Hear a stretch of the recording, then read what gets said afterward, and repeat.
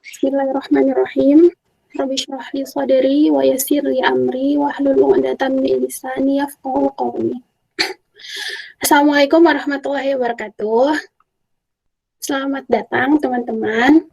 Alhamdulillah ya, Alhamdulillah Allah telah kasih kita kesempatan buat kita sama-sama berkumpul di forum walaupun online ya, kita nggak bisa tatap muka, tapi Allah selalu punya cara gitu ya. Allah selalu punya cara gimana caranya supaya hamba-hambanya bisa terus menuntut ilmu.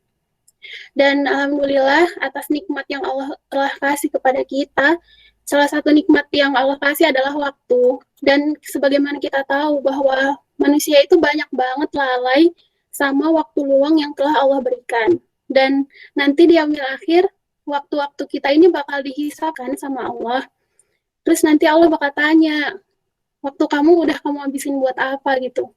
Dan insya Allah kegiatan kita hari ini kegiatan yang bermanfaat, kita sama-sama menuntut ilmu. Insya Allah ini jadi salah satu ikhtiar kita supaya nanti di yaumil akhir ketika Allah hisab gitu ya, waktu kamu untuk apa digunakan, hisabnya bisa mudah karena kita gunakan untuk kegiatan yang bermanfaat insya Allah.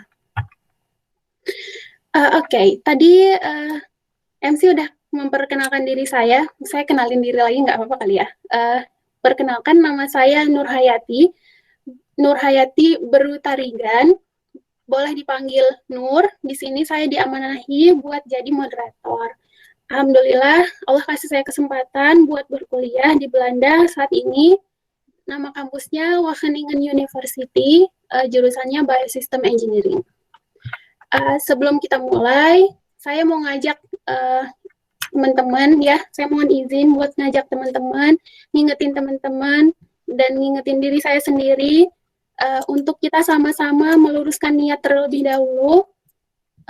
Mari kita niatkan kegiatan kita hari ini supaya bisa menjadi ibadah gitu ya untuk Allah. Karena kalau kita nggak niatkan untuk ibadah, dia jadi sia-sia gitu. Kemudian, sebagaimana tadi syair udah mengingatkan kita, karena ini kan online, kita nggak tahu ya masing-masing kita sedang apa, mungkin ada yang sedang tidur-tiduran gitu. Maka saya mohon izin sekali lagi buat mengingatkan teman-teman, yuk kita sama-sama, kita cari posisi kita yang terbaik, kita siapkan catatan kita yang terbaik, maka insya Allah ilmu itu pun akan menjadi berkah.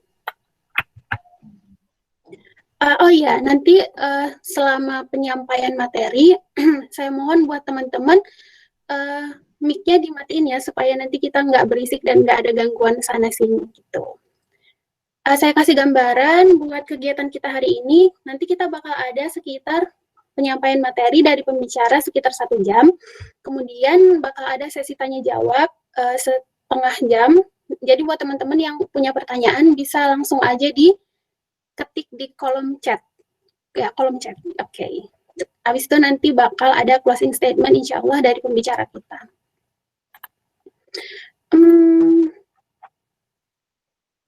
Oke, langsung aja kita ke materi ya. Sebagaimana poster yang udah di-share, yang udah teman-teman baca, judul kegiatan kita hari ini adalah konsep Taman Islami, inspirasi home gardening. Kalau teman-teman dengar judul itu kira-kira kebayang apa ya? Maksudnya berharapnya dapat apa gitu dari kegiatan kali ini? Boleh diketik nggak di kolom komentar? Misalnya, wah saya pengen bisa punya taman dengan konsep Islami nih Kak di depan rumah saya.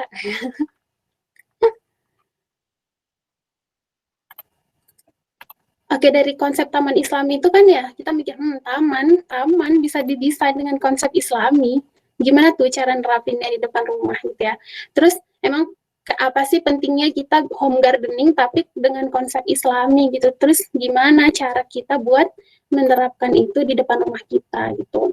Nah, pertanyaan-pertanyaan itu insya Allah bakal terjawab pada kegiatan kali ini.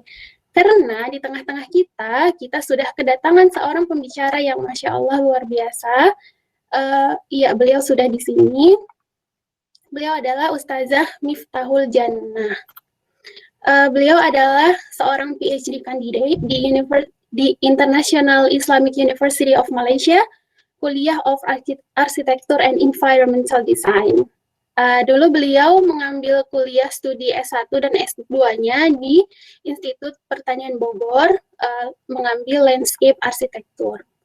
Beliau juga menulis buku terbitan dari IPB Press, judulnya Taman Islami, kajian berdasarkan Al-Quran dan Hadis. Wah, insya Allah dengan background beliau yang sangat kuat di landscape arsitektur dan environmental design seperti ini, insya Allah itu sangat cocok sekali untuk menjawab pertanyaan-pertanyaan kita dan topik kita hari ini.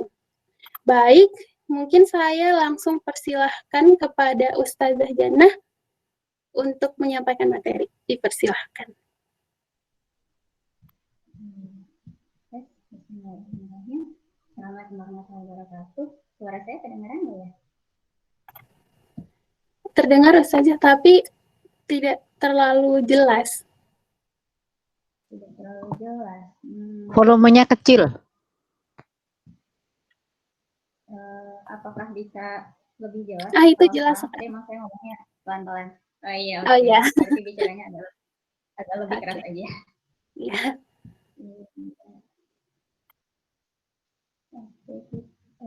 Sebentar saya mau share screen dulu.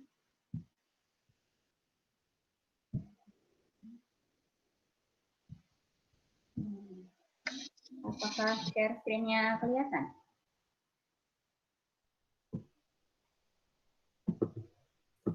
Belum, share screen belum kelihatan dan suaranya masih kecil di saya. Oke, sebentar.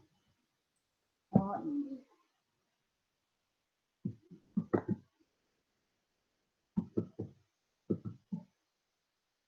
Iya. Kalau sekarang apakah sudah terlihat? Sudah, alhamdulillah. Ya. Bismillahirrahmanirrahim. Assalamualaikum warahmatullahi wabarakatuh. Waalaikumsalam warahmatullahi wabarakatuh. Ya, alhamdulillah. Sebelumnya saya mengucapkan jazakumullah khair kepada teman-teman Agri Quran. Dari kemarin sebenarnya saya sudah cukup banyak melihat publikasinya, kemudian beberapa kali juga tahu pengisinya, dan masya Allah ini bermanfaat sekali Agri Quran ini. Untuk hari ini, insya Allah kita sama-sama belajar tentang ucap taman Islami. Di sini posisi saya adalah sebagai orang yang alhamdulillah dikasih kesempatan sama Allah untuk belajar mengkaji duluan. Sebelumnya perkenalan dulu, saya pun tadi sudah. Ya, nama saya Miftahul Jannah, lagi S3 dan alhamdulillah sudah menikah dan punya anak 3. Jadi Taman Islami ini sebenarnya adalah tesis saya ketika tahun 2015 di kampus IPB, ya, Pasca Sarjana Arsitektur Lanskap IPB. Nah, kemudian oleh pembimbing saya waktu itu 2 orang, Prof. Wahyu dan Pak Andi. Setelah saya lulus, memang sempat terjeda beberapa tahun ya, tapi kemudian diolah lagi terutama oleh beliau berdua sehingga diperbaiki lagi, ditambah-tambah yang kurang sehingga alhamdulillah bisa menjadi sebuah buku.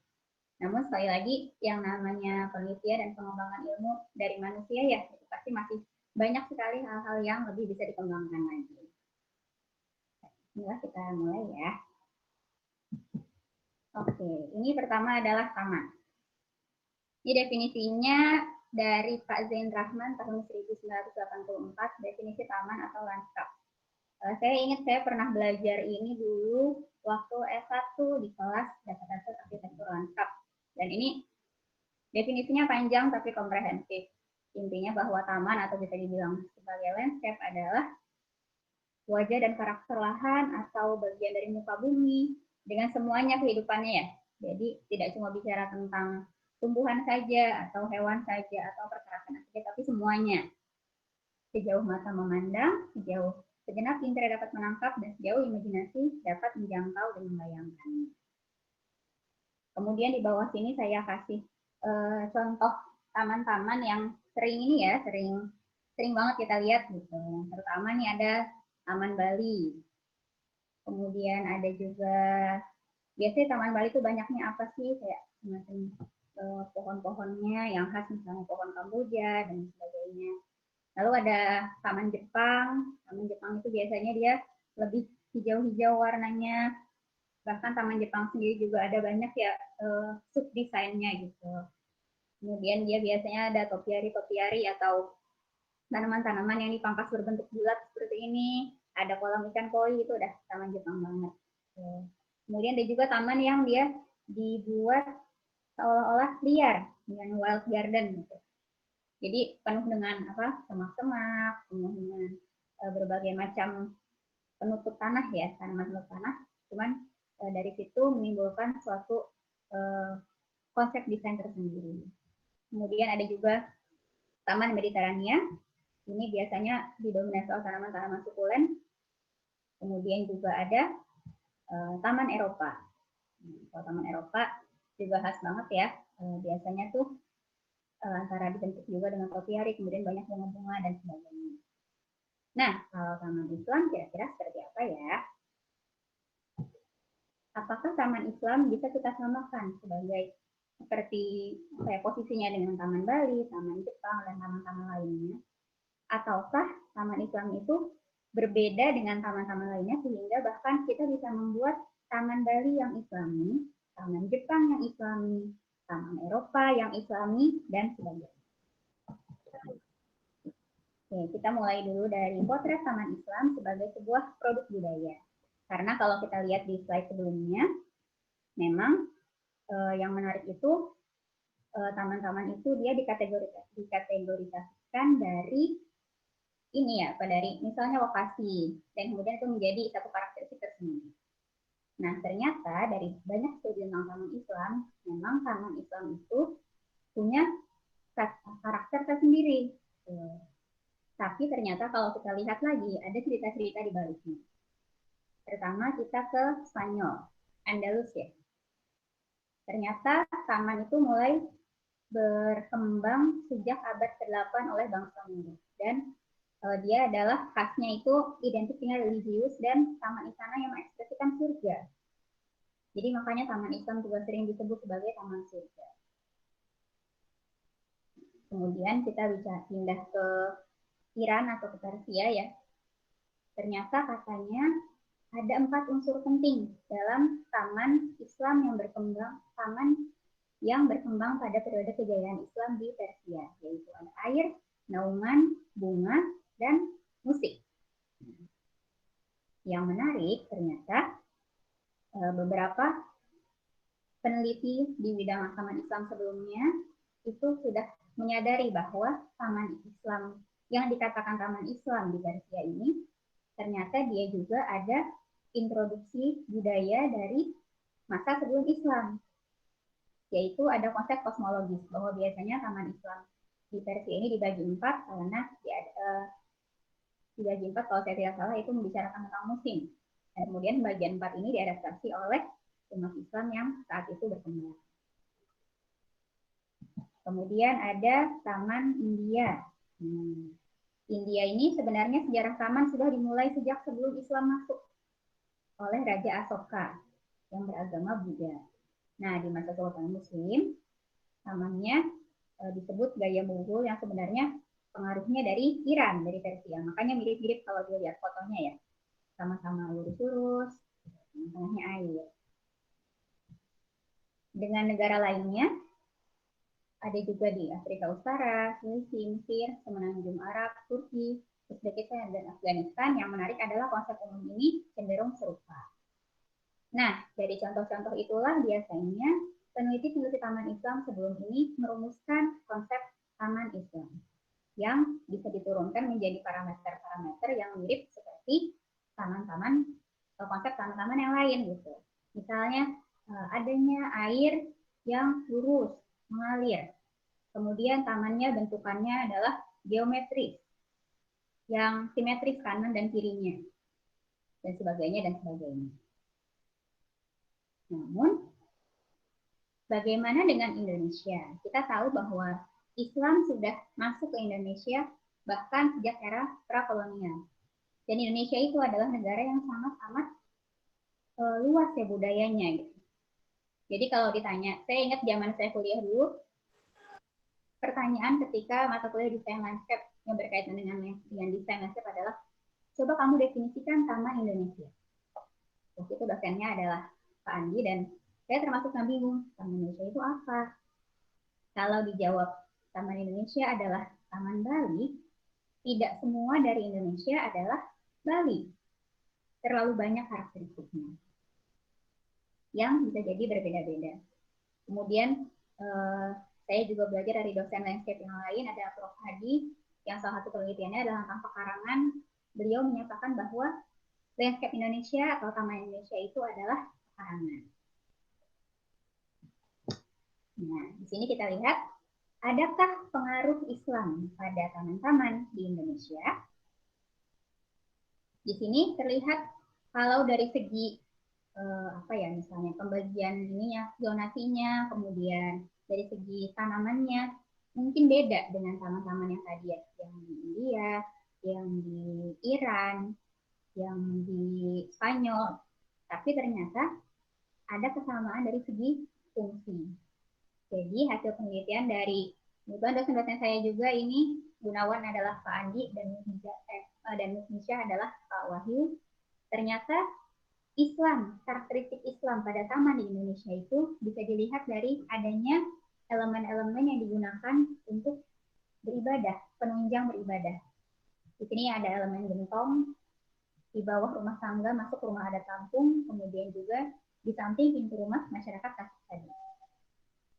Sebaliknya, kalau di Minangkabau ternyata orang-orang lebih senang berwudu di semacam ada tempat duduk dan batu lebar gitu, dan nanti ada airnya di situ. Nah, dengan fakta ini saja kemudian timbullah pertanyaan, sebenarnya taman Islam itu apa sih? Apakah taman Islam itu sesuatu yang harus banget lurus-lurus, harus banget ada airnya, dan semua ciri fisiknya? Kalau misalnya taman itu mengikuti bentuk asli kontur landscape-nya, topografinya, yaitu misalnya kalau di Indonesia ya, misalnya belok-belok dan sebagainya, karena seperti sungai, alaminya kan nggak lurus gitu. Apakah kemudian itu tidak bisa dianggap sebagai taman Islam? Nah, hal itulah yang menjadi pertanyaan dari saya dan kedua pembimbing ketika studi pasca. Kemudian kita berusaha merumuskan kembali lagi, memang Islam bicara apa sih tentang taman? Sekarang kita menuju ke taman Islam dalam syariat. Pertama kita tahu pasti bahwa Islam adalah agama yang bersifat universal. Nggak ada yang dari awal rigid ya, terutama hal-hal yang berkaitan dengan muamalah, hal-hal yang berkaitan dengan dunia. Ada sih yang rigid, misalnya tentang riba, misalnya tentang hukum waris, itu dari awal sudah ada tuh dan tidak ada, sudah ada pokoknya.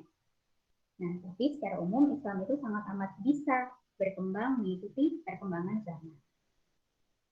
Kemudian kita tahu dalam Islam ada ilmu namanya ilmu fikih yang merumuskan dasar-dasar hukum Islam ya. Dirumuskan oleh para ulama berdasarkan dari Al-Quran dan hadis. Dan ternyata untuk urusan muamalah, kaidahnya adalah bahwa asal dari segala sesuatunya itu halal dan mubah. Tidak ada satupun yang haram kecuali terdapat dalil yang sah dan tegas yang mengharamkannya.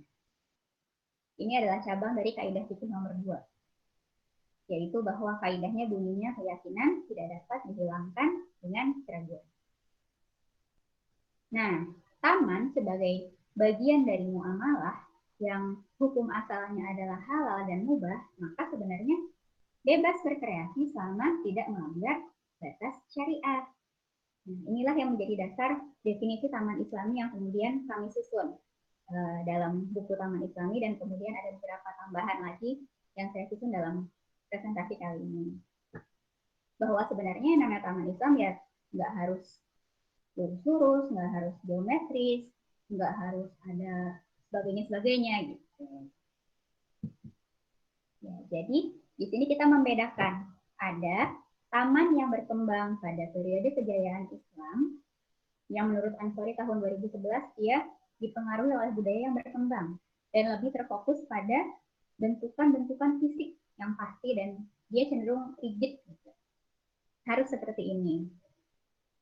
Sementara yang ingin kita bahas adalah taman berkonsep Islam atau taman Islami yang mengaplikasikan ideologi dan prinsip Islam, dan batasan utamanya adalah lebih kepada aspek nilai dan fungsional taman yang tidak bertentangan dengan ajaran Islam. Tadi kan kita sudah paham ya kalau muamalah itu semuanya boleh selama tidak ada yang mengharamkan. Maka di sini pola pikir kita adalah lantas apa saja yang mengharamkan? Lanjut ya. Nah, batasan syariah pertama adalah mengenai elemennya. Maksud batasan syariah adalah kalau dilanggar maka tamannya tidak akan bisa digolongkan sebagai taman Islam. Yang pertama adalah mengenai pengambilan bentukan yang menyerupai manusia dan hewan. Nah, ini menarik karena ini foto yang saya ambil di Port of Lions, Alhambra, Spanyol, sangat amat terkenal ya. Tapi ternyata di situ ada patung apa itu? Singa. Singa. Berarti sebenarnya taman di Port of Lions ini tidak bisa dibilang sebagai taman Islam karena dia punya patung. Kenapa sih tidak boleh mengambil bentukan yang menyerupai manusia dan hewan? Karena memang berpotensi menjadi kesembahan baru.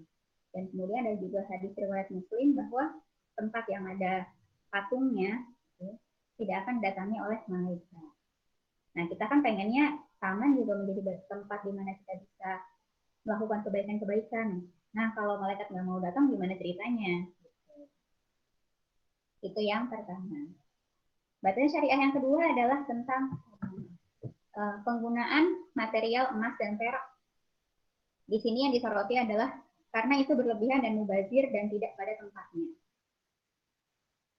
Bayangkan kalau misalnya pada sebuah taman rumah di Indonesia ya, dengan kondisi keamanan kita yang seperti ini, tahu-tahu ada satu sculpture dari emas. Apakah kira-kira dia akan bertahan lama? Ya, rasa tidak. Dan itu mengundang orang-orang yang bisa jadi berniat tidak baik karena melihat ada kesempatan. Ya, yang ketiga, ini sebenarnya tidak ada dalam buku, namun pada proses penyusunan slide ini kemudian dipikirkan bahwa ini ternyata harus dimasukkan sebagai batasan syariah, yaitu penggunaan elemen-elemen yang bersifat aman. Kalau kita mengacu pada gambaran surga, di surga itu penghuni taman terjamin keamanannya.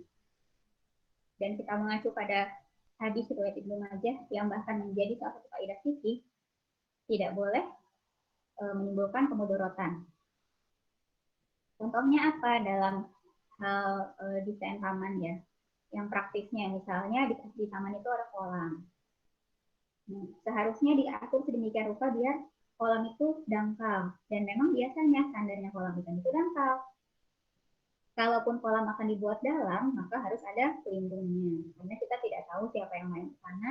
Kalau ternyata kemudian ada kecelakaan dan menyebabkan nauzubillah misalnya gitu, ada yang jatuh kolam dan tidak ketahuan, seharusnya taman Islami itu aman bagi penggunanya. Seperti itu. Kemudian kita lanjut mengenai karakternya. Taman Islam itu, dalam taman Islam tidak boleh ada bercampur adukan antara kebaikan dan keburukan. Baik itu berupa elemennya ataupun aktivitas yang ada di sana. Karena sesuai dengan ajaran agama kita bahwa praktik beragama Islam harusnya lepas dari semua keburukan atau hal-hal yang bertentangan dengan Islam. Seperti kepercayaan dan agama lain, termasuk simbol-simbol yang digunakan. Kalau kita kembali lagi ke elemen, tadi kan dilarang untuk menggunakan patung.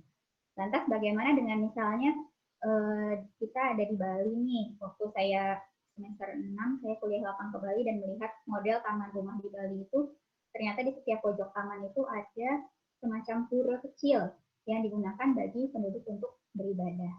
Dan itu kayak udah jadi common thing aja gitu. Nah, misalnya saya punya rumah di Bali dan saya mau bikin taman. Kemudian saya berpikir, saya kan nggak pakai ini untuk ibadah. Nggak apa-apa ya, saya taruh ada kayak gini di pojokan. Karena itu cantik. Apakah itu boleh? Tentu saya jawabannya tidak. Karena pura itu adalah salah satu simbol ibadah bagi agama bangunan kita yang tinggi. Itu salah satu contohnya. Atau di sini misalnya taman dipakai untuk bersemedi, ada pakai sesajen. Nah, itu juga nggak boleh. Itu namanya mencampur adukan. Tamannya baik, perbuatannya buruk. Tapi jadinya tidak bisa. Kemudian tentang penampilan kemewahan dan berlebihan. Ya, ini kurang lebih inline dengan penggunaan materialnya ya. Dan selain masalah material juga masalah yaitu menghias taman itu boleh. Allah itu suka keindahan, maha indah dan menyukai keindahan. Tapi kalau berlebihan dari yang dibutuhkan, itu juga tidak baik dalam Islam. Kita dilarang untuk tabzir. Kalau nama orangnya adalah mubazir. Misalnya nih, mau banget bikin taman biar cantik, kemudian tabungan dibobol. Beli ini, beli itu yang sebenarnya tidak perlu-perlu banget. Yang nanti malah kemudian menimbulkan kesulitan di kemudian hari karena jadi nggak ada tabungan, lagi pandemi kayak gini mau kerja susah dan sebagainya. Karena berlebihan itu intinya tidak baik. Lanjut lagi ke aktivitas yang tidak boleh ada dalam sebuah taman Islami adalah aktivitas yang mempersekutukan Allah dan aktivitas yang mendekati gitu. Makanya tadi kalau kita balik ke elemennya dan karakternya harus disusun sedemikian rupa agar tidak bisa men-trigger orang untuk mempersekutukan Allah. Karena itu adalah syirik dan dosa besar. Kemudian tidak baik untuk mengingkari sunnatullah, misalnya memodifikasi alam melebihi batas normalnya. Kalau dalam ilmu landscape biasanya kita menggaung-gaungkan bahwa yang terbaik ditanam di taman adalah tanaman existing. Maksudnya apa? Tanaman yang sudah biasa tumbuh di lingkungan sekitarnya, sehingga kita tahu bahwa dia bisa tumbuh. Dan hindari tanaman yang invasif. Invasif itu adalah spesies baru yang kita introduksi dan ternyata kemudian dia bersifat membuat tanaman-tanaman lain jadi mati. Ada karena spesies-spesies seperti itu. Atau misalnya kita mendesain suatu taman itu di daerah yang harusnya jalan nih, di foto ini kita menaruh tanaman untuk penanda jalannya itu terlalu dekat. Jadi nanti akhirnya dia rusak. Karena sebenarnya yang harus dijaga dalam taman itu elemen-elemennya semuanya, gitu kan, bukan cuma penggunanya saja. Yang ketiga adalah di taman Islam tidak boleh ada kerusakan atau vandalisme, karena hal itu dapat mengganggu keseimbangan alam dan juga merusak fasilitas yang sudah ada. Kemudian tidak boleh juga ada perbuatan yang mendekati zina. Kalau kita bicara dengan perspektif maqasid syariah atau tujuan syariah, perbuatan zina itu sangat amat mengganggu, menjaga tujuan keempat, yaitu menjaga keturunan. Karena kenapa? Kalau mendekati zina aja misalnya, pacaran di taman, kemudian yang namanya pacaran berkhawat dua-duaan ketiganya setan, kita nggak tahu apa yang terjadi. Kalau sampai kemudian terjadi zina, maka itu efeknya adalah sampai ke keturunan-keturunannya. Alhamdulillah. Nah, kemudian juga aktivitas yang tidak boleh ada dalam taman Islami adalah aktivitas yang sifatnya tidak bermanfaat atau sia-sia. Jadi boleh ada taman, tapi kalau kemudian dipakai untuk yang tidak jelas, dipakai untuk hal-hal yang malah melalaikan, gitu, nah, itu bukanlah taman yang Islami. Baik, jadi kita sudah membahas tentang batasan-batasan syariahnya. Nah, sekarang kita mau membahas memang taman Islam itu seperti apa sih? Tadi sebelumnya saya sudah menekankan bahwa seperti apapun boleh selama tidak melanggar batasannya. Tapi kadang-kadang kita manusia kan butuh penggambaran ya, butuh contoh.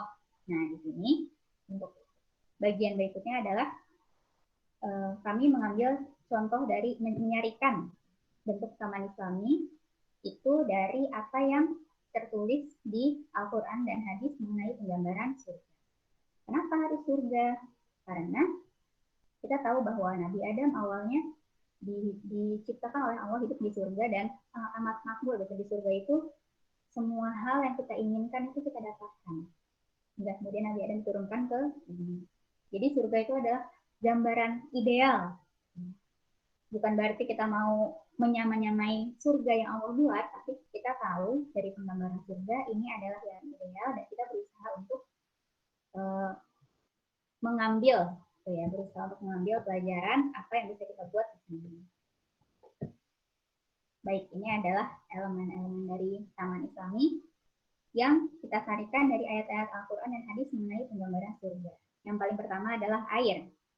Jadi kalau bicara tentang surga itu banyak sekali ayat-ayat yang menyebutkan air. Biasanya surga yang airnya mengalir. Di sini ada, kalau dicari, ternyata disebut juga ada air yang mengalir, memancar, jernih, ada beberapa jenis gitu, kemudian rasanya bagus, tidak berubah, tidak lezat yang dapat dikonsumsi.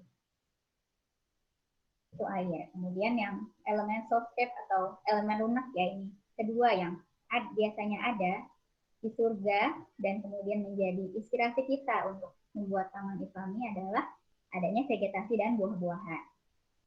Nah, di sini yang menarik, kalau kita melihat kepada ayat dan hadis, ternyata selain fungsi naungan, yang banyak dibahas itu adalah tentang buah-buahan yang dapat dimakan.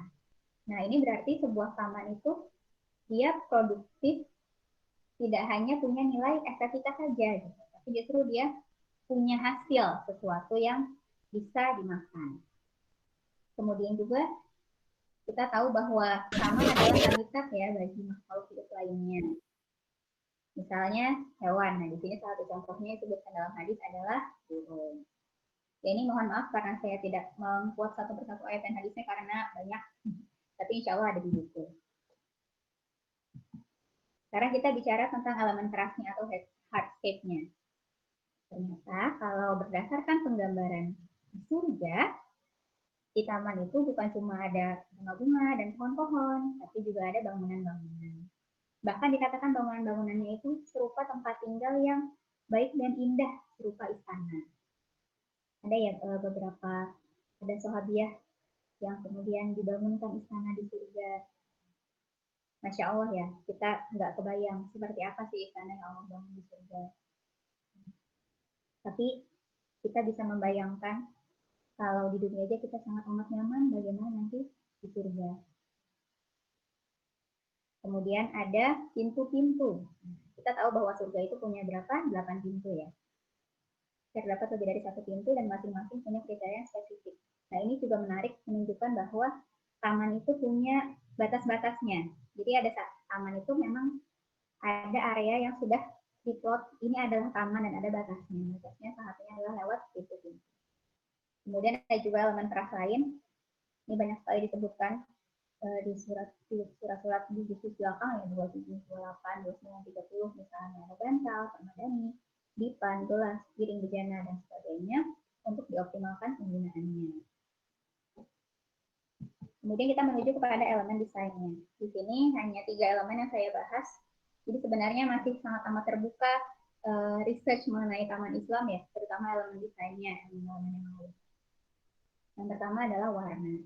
Ternyata dalam Al-Quran dan hadis, di sini Al-Quran ya, banyak disebutkan warna-warna yang berada di surga. Hijau, emas, perak, putih, merah, dan warna-warna lainnya.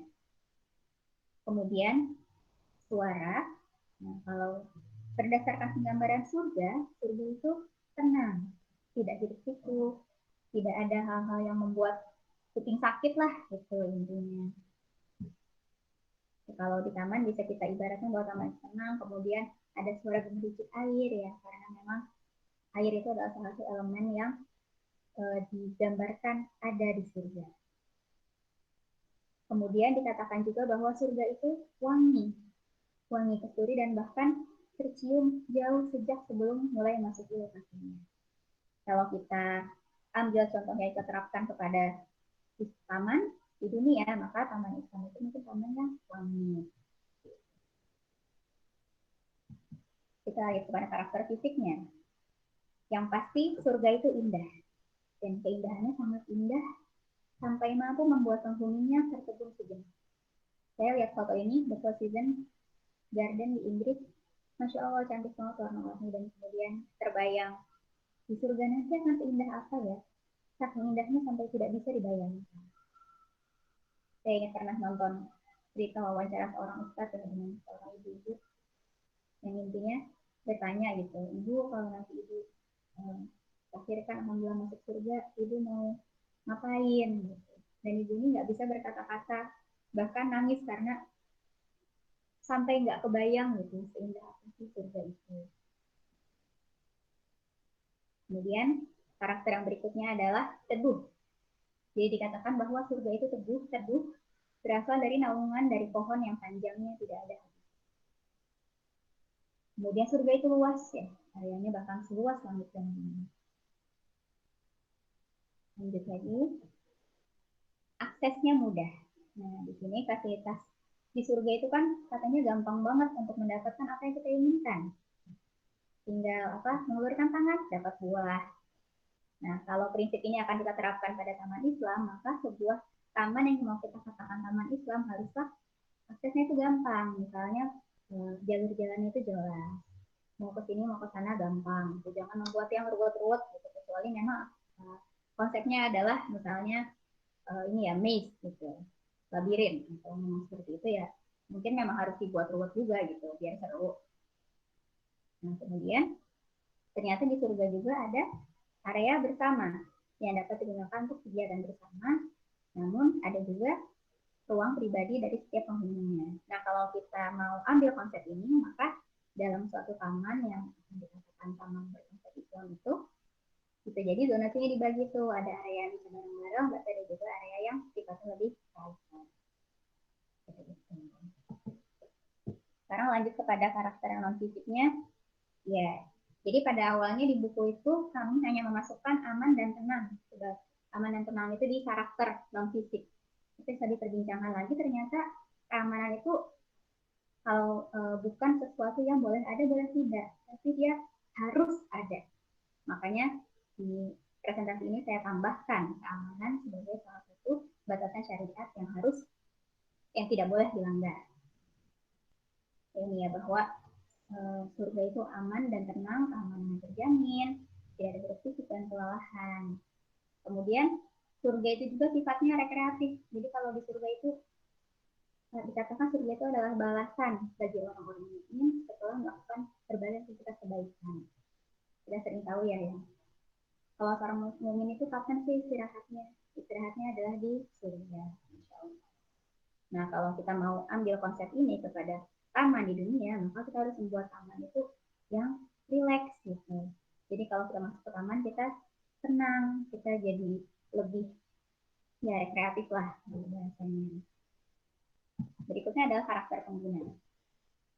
Nah, seperti apa sih pengguna surga? Pengguna surga adalah orang-orang yang punya etikat baik, beriman, bertakwa, dan berbuat baik. Nah, kalau kita tarik konsep ini, maka harusnya pengguna taman Islam itu adalah orang-orang yang baik juga. Dari mana kita bisa tahu? Nah, sebenarnya kita bisa meng-create sebuah taman yang membuat orang itu tidak mau berbuat jahat. Jangan sampai taman itu justru malah mengundang kejahatan. Kemudian perasaan penggunanya senang, gembira, nikmat, bahagia, bahkan menang. Setelah capek melakukan banyak kebaikan di dunia, kemudian masuk surga, Masya Allah, senang banget. Seperti itu. Kalau disarikan ya berarti taman itu memang harus membuat orang menjadi senang. Jangan masuk taman kemudian nanti di belakang saya ada gambar taman yang sampai harus dikunjungi itu dengan protokol karena isinya tanaman-tanaman berbahaya. Jadi kalau masuk baru juga masuk mencium aromanya langsung pingsan. Jangan sampai ada yang seperti itu. Kemudian pakaian pengguna sesuai dengan syariat Islam. Ini juga kalau taman yang kemudian judulnya Taman Islami, tapi ternyata di dalamnya mohon maaf orangnya pakai bajunya pendek atau pakaian-pakaian lain yang tidak menutup aurat, maka harusnya itu bukanlah taman Islam. Dan aktivitasnya apa? Ternyata di surga itu taman itu bisa dipakai untuk duduk, kan kayak tidur-tiduran gitu ya, terus makan, minum, atau menikmati pemandangan. Dan kalau kita ambil konsepnya, maka sebuah taman Islam di dunia harusnya juga bisa mengakomodasi hal ini. Dan lebih lanjutnya harusnya juga bisa dipakai untuk hal yang lebih serius lagi gitu, misalnya sebagai sarana belajar, sarana beribadah. Oke, sekarang kita masuk ke home gardening yang menerapkan konsep taman Islam. Di sini mungkin saya tidak akan membahas secara detail cara-cara berkebun ya, kayak misalnya siapkan media tanam dan sebagainya sih tanamannya dan itu karena insya Allah ilmu tentang ini sangat amat mudah didapatkan dari pakar-pakar yang banyak sudah ada dan bahkan mungkin di sini ada juga teman-teman yang lebih paham karena sudah praktek lebih lama dibandingkan dengan saya.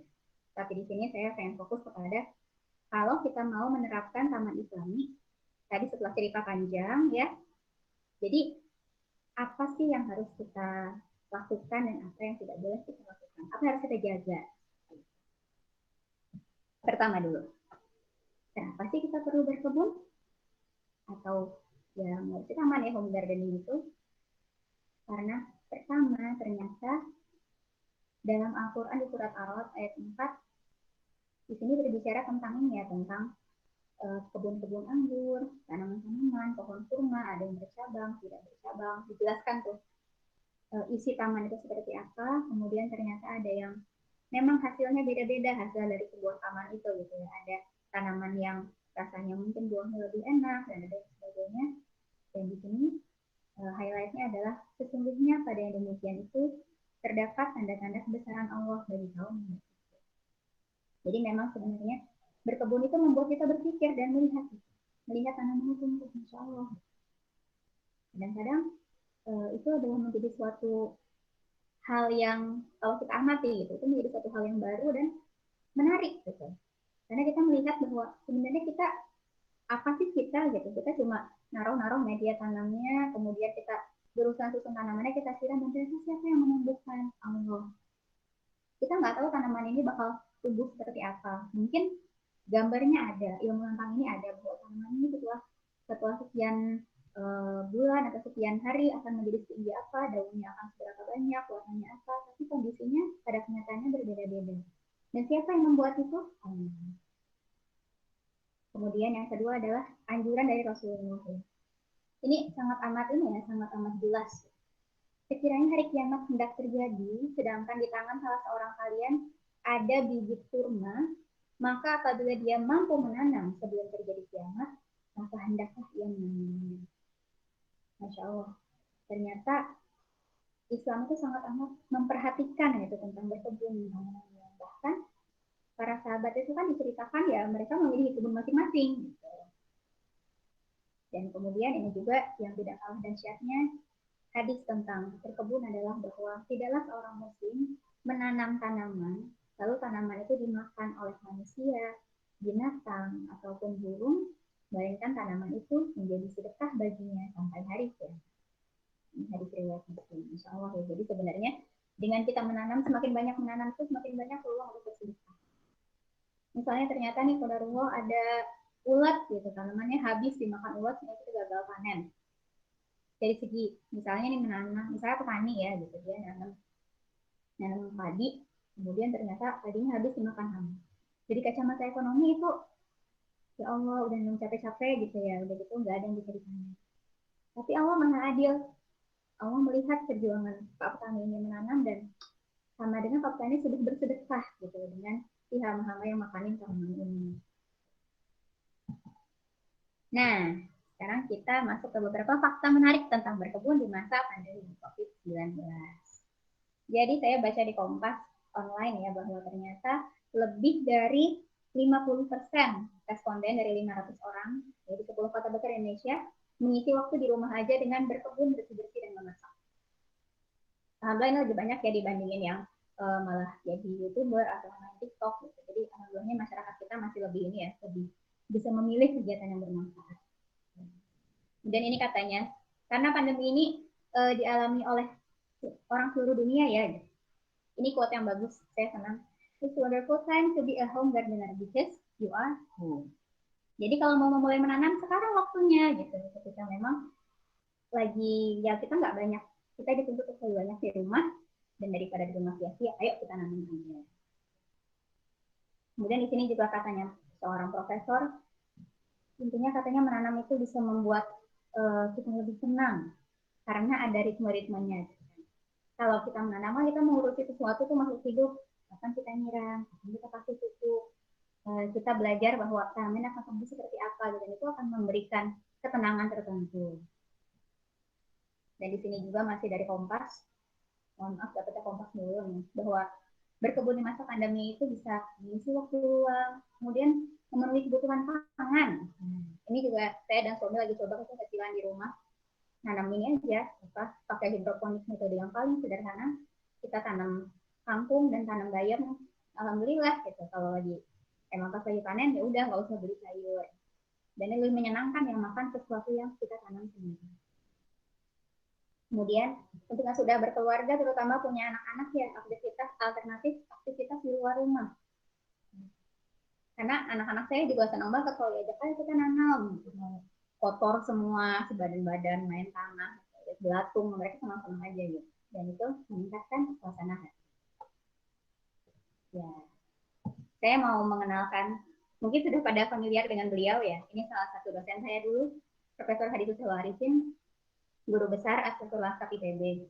Kalau kami murid-murid beliau suka bilang, Pak Hadi ini profesor pekarangan. Karena beliau salah satu penelitiannya yang paling berkembang adalah tentang pekarangan. Dan yang hebatnya, pekarangan ini juga beliau wujudkan itu. Jadi beliau nggak cuma sekedar meneliti saja, tapi juga praktisi pekarangan. Ini adalah foto bagaimana beliau bisa panen dari kebun di rumahnya sendiri. Ini panen sayur, ini panen kentang rembat, ini panen bunga. Jadi menanam bunga juga, kemudian bunganya sudah tumbuh, sudah berbunga, dipotong, bisa masuk ke dalam bunga. Ya, ini situasi beliau selama WFH. Saya senang lihat ininya ya, aku lihat akun Instagram beliau gitu. Oh, hijau-hijau. Ada cerita bagaimana beliau memanfaatkan masa pandemi ini dengan bekerja di rumah sambil optimal berkebunnya. Dan itu landscape banget. Oke. Sekarang ini dia dari semua penjelasan tadi, saya ingin ringkas menjadi 4 tips home gardening dengan konsep taman Islam. Yang pertama adalah tauhid. Ini yang membedakan taman Islam dengan taman-taman yang lain.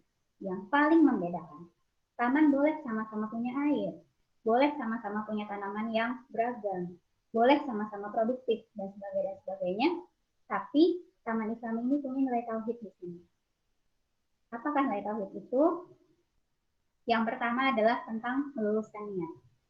Kita tahu ya di hadits arba'in yang pertama, ini melalui niat, bahwa amal itu tergantung niatnya. Dan seseorang hanya mendapatkan sesuai dengan niatnya. Kalau dilanjutkan dari hadits ini, ceritanya adalah tentang seseorang berhijrah. Ada seseorang berhijrah, kalau dia berhijrah karena harta, dia dapat harta itu. Kalau dia berhijrah karena perempuan, dia dapat perempuan itu. Tapi kalau berhijrah karena Allah dan Rasulnya, maka dia akan mendapatkan Allah dan Rasulnya. Jadi antara kita yang muslim dan orang-orang di luar sana yang non-muslim, berkebun mungkin sama-sama capek. Tapi kita punya satu nilai yang lebih gitu. Dari niat ini, berkebun itu bisa kita niatkan sebagai ibadah. Meluruskan niat. Kemudian berikutnya adalah menghindari kesyirikan dan hal-hal yang mendekatinya. Di sini saya ambil surat Toha ayat 88. Ini kisahnya tentang Samiri. Siapakah Samiri? Samiri itu adalah umatnya Nabi Musa ya, yang ketika Nabi Musa meninggalkan kaumnya dulu, kemudian kaumnya dipegang sama Nabi Harun, ternyata si Samiri ini membuat patung anak sapi, patung, cuma teknologinya adalah patung ini ada bolong-bolongnya gitu, dan kalau misalnya angin bertiup, anginnya lewat situ dan jadi bersuara. Dan ternyata umatnya Nabi Musa itu lebih percaya sama patung anak sapi. Di sini menarik juga ya bahwa ternyata orang Islam itu memang harus banyak baca dan update dengan apa yang terjadi biar tidak gampang ikut-ikutan hal-hal yang sebenarnya tidak ada hubungannya. Gitu. Kan kalau misalnya di sini umatnya Nabi Musa dekat dan bahkan melakukan yang namanya syirik itu, jadi musyrik. Nah, kalau kita lihat, kalau kita bandingkan dengan taman-taman sekarang ya, ini saya ngambil gambar juga, bahwa sekarang banyak banget di taman-taman di Indonesia, terutama taman-taman yang luxurious ya, yang di perumahan-perumahan besar dan sebagainya, dia pakai patung. Nah, patung ini tadi sudah kita bahas di awal tentang batasan syariahnya, satunya itu bisa berpotensi menjadi sesembahan. Maka kalau kita mau membuat home garden dengan konsep taman islami, kita harus pastikan jangan sampai ada sesuatu baik itu elemennya terutama yang bisa membuat kita malah jadi mendekati kesyirikan atau naudzubillah melakukannya. Lanjut lagi adalah dari tauhid, taman harus bisa menjadi sarana berpikir. Di sini di surat Ar-Ra'd ayat 28 kita katakan bahwa orang-orang yang beriman dan hati mereka menjadi tentram dengan mengingat Allah. Ingatlah, hanya dengan mengingati Allah, hati menjadi tentram. Jadi kita tahu bahwa kalau diambil dari contoh surga, surga itu tenang, kemudian apa tadi ya, rekreatif, indah dan sebagainya. Kita boleh membuat taman seindah mungkin, tapi jangan sampai kita lalai. Dan justru taman itu harus membuat kita semakin mengingat Allah. Kalau kita mundur kepada zamannya Rasul dan para sahabat, mungkin teman-teman pernah dengar ya ceritanya Khalifah Umar bin Khattab. Ketika Rasulullah masih hidup, Umar ini biasanya selalu tidak pernah absen sholat berjamaah. Sampai pada suatu ketika, beliau selalu sibuk di kebun kurmanya sampai-sampai waktu sholat sudah selesai. Itu masih di awal waktu, tapi beliau, mohon maaf saya lupa ya, selesai atau kemudian jadi masbuk. Tapi intinya beliau tidak secepat biasanya menuju masjid. Kemudian apa yang dilakukan Umar? Umar merasa bersalah karena kebun kurmanya, beliau menganggap kebun kurmanya sudah mengalihkan beliau dari tujuan utamanya, yaitu beribadah kepada Allah. Akhirnya apa? Kebun kurma itu disedekahkan untuk fakir miskin. Kemudian juga cerita seorang sahabat di perang Tabuk ya, yaitu Ka'ab bin Malik, yang salah satu alasan kenapa Ka'ab bin Malik tidak ikutan perang Tabuk adalah karena saat itu kurmanya sedang kebun kurmanya itu sedang berbuah. Jadi beliau ngurusin itu dulu, kemudian saat itu panas, leyeh-leyeh, dan ternyata perangnya keburu selesai. Jadi ternyata contoh dari para sahabat juga ada, walaupun kemudian para sahabat juga manusia biasa ya, kemudian mereka bertaubat. Memang taman ini kalau terlalu enjoy bisa mengalihkan kita melalaikan. Nah makanya konsep taman Islamnya adalah taman tidak boleh melalaikan, justru bisa sebagai sarana berpikir dan beribadah kepada Allah. Konsep yang kedua adalah aman. Nah ini yang tadi saya ceritakan, saya sebutin di awal ya. Sumbernya dulu, jadi ada hadis Rasulullah, hadis riwayat Ibnu Majah yang menjadi kaidah fikih nomor 4, yaitu la darara wala dirara. Tidak boleh membuat kemudaratan dan membalas kemudaratan dengan kemudaratan yang lain. Ya, gambar ini adalah namanya The Poison Garden. Di, mohon maaf saya lupa, terus kalau tidak salah ya. Jadi The Poison Garden ini isinya adalah lebih dari 100 spesies tanaman yang berbahaya. Pokoknya dia toksik atau dia narkotik dan sebagainya gitu. Kenapa sih taman ini dibuat? Taman ini dibuat dalam rangka pendidikan. Jadi katanya ownernya taman ini yang membangun taman ini dibuat dan dibuka untuk umum tentunya dengan protokol yang ketat agar orang-orang bisa tahu bahwa tanaman-tanaman ini berbahaya loh. Karena menurut beliau ada beberapa tanaman-tanaman berbahaya ini yang bisa tumbuh dengan sendirinya di halaman belakang rumahmu. Dengan tahu di sini, kita jadi bisa tahu untuk mengidentifikasi, oh ini berbahaya. Ketika di luar sana kita menemui tanaman yang sejenis. Nah, kalau tujuannya seperti itu, The Poison Garden ini, ya nggak apa-apa karena niatnya pengetahuan. Tapi lagi-lagi protokolnya harus benar-benar dilakukan gitu kalau mau berkunjung di sana. Tapi kalau kita menyengaja membuat taman rumah dan kemudian menanam ganja misalnya tanpa tujuan yang jelas, atau menanam tanaman yang kita tahu zaman dulu saya suka baca novel detektif itu ada tanaman-tanaman yang itu tanaman rumah tapi ternyata bunganya kalau diambil dan dihaluskan itu bisa membuat racun dan sebagainya. Maaf saya lupa.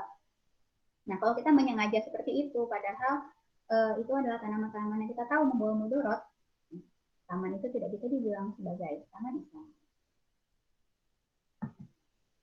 Nah, di sini aman ini kita bagi. Aman bagi fisik dan aman bagi mental. Nah, ini gambarnya adalah gambar Kufrea Gigen. Kalau harusnya miring gitu.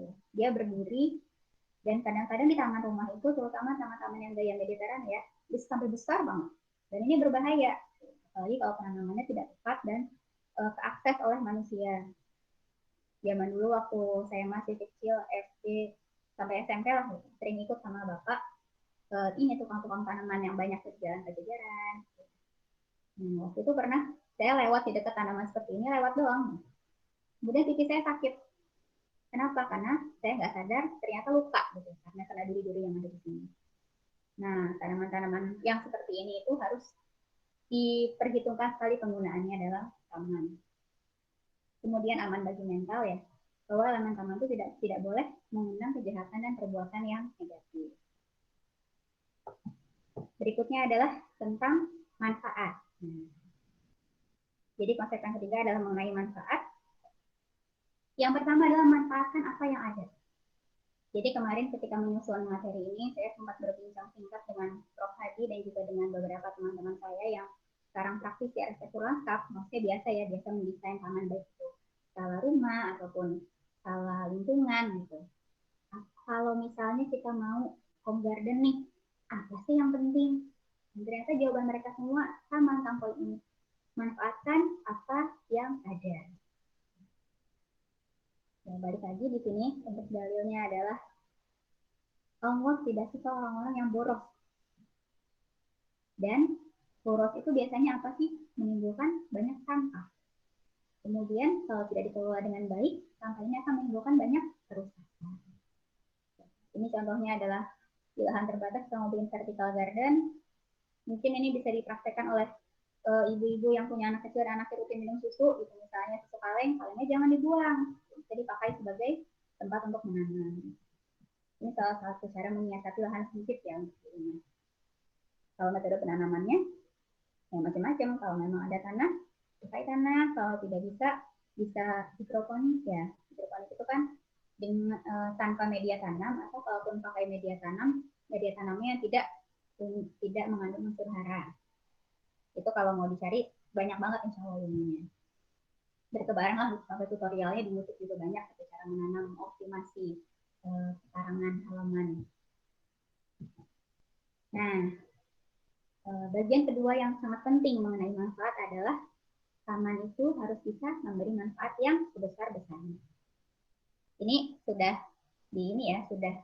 disebutkan tadi bahwa kalau seorang muslim menanam tanamannya dimakan manusia, binatang ataupun burung akan menjadi sedekah. Nah, yang menarik adalah di sini ternyata manfaat yang di-highlight adalah manfaat pangan dan pakan. Sebelum ini mungkin saya pribadi termasuk salah satu orang yang memisahkan antara taman yang saya pelajari di landscape gitu dengan taman yang kemudian berfungsi produktif gitu. Saya pikir kalau landscape itu yang paling penting adalah cantik. Nggak apa-apa kalau misalnya tanamannya bunga semua gitu. Tapi ternyata kalau kita mengacu kepada penggambaran surga, kemudian pada hadis ini, ternyata tanaman pada sebuah taman itu harusnya bisa menjadi sumber pangan dan sumber pakan. Kalau sumber pangan semua untuk manusia, misalnya semuanya isinya pohon-pohon nih, dari segi estetika mungkin kurang cantik ya. Apalagi kalau kita perhatikan banyak pohon-pohon buah yang penampakannya kurang bagus gitu. Nah, itu bisa disiasati dengan ada juga tanaman-tanaman yang memang punya fungsi estetik lebih, entah dia berwarna atau dia berbau harum dan sebagainya. Dan kenapa pakan juga penting? Di sini saya kasih gambar lebah dan bunga. Karena sebenarnya dengan memberi makan binatang-binatang lewat taman kita juga sudah memberi makan manusia. Dengan menjadikan ada binatang-binatang yang mendapatkan makanan dari kita, dari tanaman kita gitu. Misalnya lebah ini ketika kita sama tahu ya, ketika lebah sedang menghisap sari madu bunga, pada saat yang sama dia membantu penyerbukan. Nah, penyerbukannya akan membuat bunganya berkembang, dan seperti itu mekanisme alamnya. Makanya yang paling penting adalah kalau mau membuat taman di rumah, kita perlu mengkombinasikan sekreatif mungkin agar bisa memberi manfaat yang sebesar-besarnya. Ini saya masukkan ini ya, ini suatu kaidah yang sangat amat umum di bidang arsitektur dan juga arsitektur lanskap, bahwa form follows function. Lebih dahulu kita membuat yang bermanfaat, baru bentukannya bagus atau cantik. Ini sangat-sangat sesuai dengan konsep Islam ya, Masya Allah. Kalau buat apa cantik kalau nggak ada manfaatnya gitu. Misalnya nih, kita punya lahan terbatas. Berarti kita harus memilih kan tanaman yang paling bermanfaat. Nah, kalau itu lebih baik kita memilih tanaman yang misalnya kalau pohon dia nggak cuma cantik gitu. Atau misalnya kita fokuskan pohonnya adalah pohon yang berbuah. Baru kemudian tanaman tanahnya, semaknya, perlunya gitu. Itu adalah tanaman-tanaman estetik. Seperti itu misalnya. Oke. Yang terakhir adalah karena ini adalah taman, yaitu suatu lanskap yang ditata, maka harus estetik. Di sini kita tahu bahwa Allah itu mencintai keindahan. Keindahan tidak selalu berarti sombong. Jadi ceritanya hadis ini adalah intinya Rasulullah bilang tidak akan masuk surga orang yang punya kesombongan sekalipun cuma sebesar biji zarah. Kemudian sahabat nanya, ya Rasulullah, tapi kita senang nih pakai baju yang bagus, pakai sandal yang bagus, terus gimana? Kemudian jawab Rasulullah, sesungguhnya Allah Maha Indah dan mencintai keindahan. Yang namanya sombong itu adalah menolak kebenaran dan merendahkan orang lain. Jadi, ya, kalau kita mau membuat sebuah home gardening dengan konsep taman Islami, indah itu perlu. Tapi balik lagi ke tadi ya, batasan syariahnya tidak boleh berlebihan, kemudian karena indah malah jadi kurang manfaat, atau indah tapi berbahaya. Seperti yang sudah saya bahas tentang kolam dan sebagainya. Ya, jadi kalau kita simpulkan di sini, taman Islami adalah sebuah taman di mana pilihan tanamannya, pilihan metode penanamannya, desain tamannya, dan bahkan manajemennya itu bebas sesuai dengan atau kebiasaannya masing-masing. Asalkan jangan sampai lupa untuk tidak mengikuti 4 konsepnya, yaitu yang paling penting adalah tauhid, niat nih. Yang mau bikin taman niatnya mau apa? Pastikan niatnya karena Allah dulu, biar nanti yang lainnya ngikut. Kemudian taman ini aman bagi penggunanya dan juga bagi elemen-elemen yang ada di taman itu sendiri. Kemudian bermanfaat, dan yang terakhir tentu saja estetik. Ya, mungkin segitu materi yang dapat saya sampaikan. Mohon maaf atas ada kesalahan-kesalahan dan kekurangan. Assalamualaikum warahmatullahi wabarakatuh. Saya kembalikan kepada Mbak. Waalaikumsalam warahmatullahi wabarakatuh. Wah, Masya Allah. Alhamdulillah, saya senang dapat materi, dapat banyak banget insight-insight yang bagus. Jadi keinget, saya kan sekarang lagi di Belanda. Nah, di sini tuh banyak banget taman di mana-mana. Jadi pemerintah itu sangat menekankan ruang terbuka hijau. Banyak banget taman, dan di sini tuh cantik banget tamannya, estetika banget. Cuman ya itu tadi ya yang kata Ustazah Jannah, yang membedakan adalah adanya konsep tauhid di situ ya. Di sini karena kita jadi tahu, oh iya niatnya apa dulu gitu. Jadi kegiatan kita pun bisa jadi ibadah kayak gitu, Masya Allah. Kita ke pertanyaannya saja. Saya lihat dulu. Oke, ini ada pertanyaan dari Mas Naufaldi Ahmad Fahreza. Izin bertanya, kalau emas, tadi kan disebutkan kalau taman Islami tidak boleh ada emas. Itu ada batasannya atau tidak? Atau memang tidak boleh sama sekali? Kalau misalnya di Masjid Kubah emas di Depok, itu gimana? Saya nggak pernah lihat. Iya, kubahnya memang emas ya? Saya kurang paham. Nah, sebenarnya gini, kalau kita lihat pada hadis yang saya ambil, yang dilarang itu hadis aslinya di Riyadhus Shalihin memang hadis yang melarang menggunakan emas, sutra, wol, minum dari wadah-wadah terbuat dari emas dan perak dan sebagainya. Beliau bersabda, kata Rasulullah, barang-barang itu untuk orang-orang kafir di dunia dan untuk kalian di akhirat. Kalau dalam kaitannya dengan suatu desain ya, apabila misalnya dibutuhkan atau ada nilai estetika tertentu, selama dia tidak kemudian menimbulkan kemudaratan. Sebenarnya saya dalam posisi tidak bisa menjawab secara langsung boleh atau tidak, tapi saya menyarankan apabila kemudian emas ini terakses dan bisa berfungsi untuk yang bisa mengakibatkan hal yang tidak gitu, maka lebih baik tidak gitu. Kalau tentang hal dasar hukumnya jadi batasannya seperti apa mungkin nanti harus lebih ditanyakan lagi ya kepada yang lebih paham tentang agama. Tapi gini, punten saya baru mereview lagi bahwa ternyata Rasulullah pernah juga menggunakan air dalam menggunakan wadah dari logam untuk berwudu. Jadi sebenarnya mungkin bukan mutlak diharamkan ya, tapi di sini bacaan syariahnya adalah menghindari terjadinya hal-hal yang tidak diinginkan. Seperti itu. Kayak misalnya emas tapi kemudian ditaruhnya di bawah dan tidak dalam kondisi yang terjaga dengan baik. Gitu. Nah, itu kan potensi kejahatannya tinggi. Wallahu a'lam bishawab. Ya. Jadi kalau bisa kita menghindari kemudaratan seperti itu. Kemudian pertanyaan dari Mas Insan Wicaksono. Izin bertanya, kalau misalnya taman kota itu ada patung di taman kota itu, terus patungnya menyerupai manusia, apakah dibolehkan? Maksudnya karena itu sebagai ikon di sebuah kota tersebut. Iya, tentang patung ya.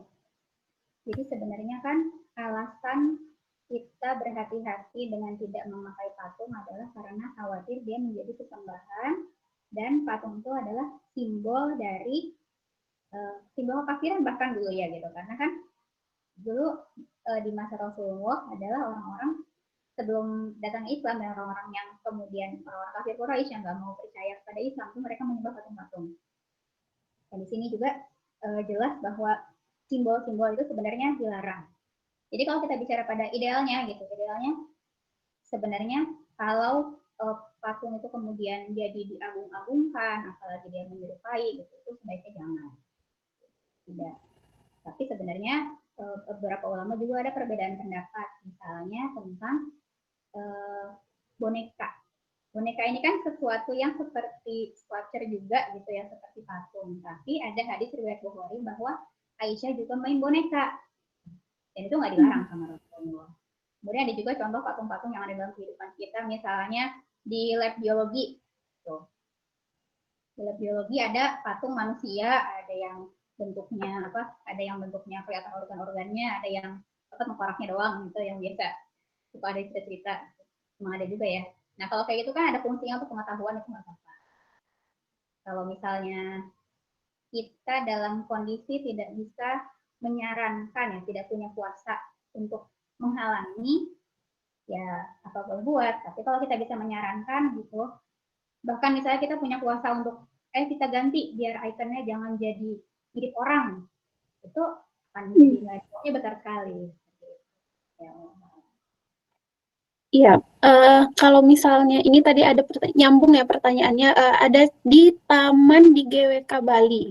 2 tahun lalu katanya direnovasi dan ingin membuat patung ketiga tertinggi di dunia, sehingga kita membanggakan patung tersebut.